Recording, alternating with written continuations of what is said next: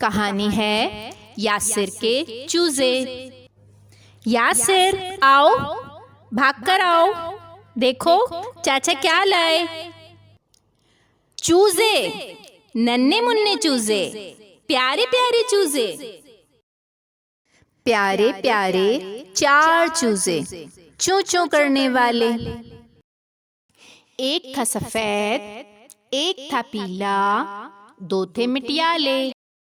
رنگ برنگے پیارے چوزے کھیلتے تھے وہ یاسر کے ساتھ۔ یاسر نے چوزوں کو دانا کھلایا، پانی پلایا۔ ایک دن یاسر گیا چاچا کے ساتھ۔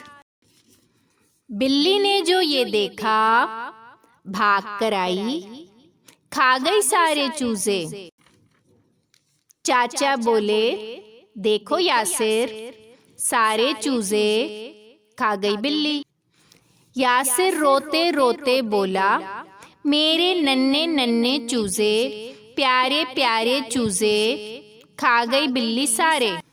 چاچا بولے، دیکھو یاسر، رونا مت، اللہ نے بنائے ننھے ننھے پیارے پیارے چوزے۔ واپس گئے اللہ کے پاس ننھے ننھے پیارے پیارے چوزے۔ بولو انا للہ و انا الیہ راجعون۔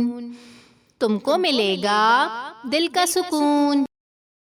Please like the video, subscribe to the channel and share the video with your friends, and please comment positively and also turn the bell notifications on to receive great videos like this. Jazakallah.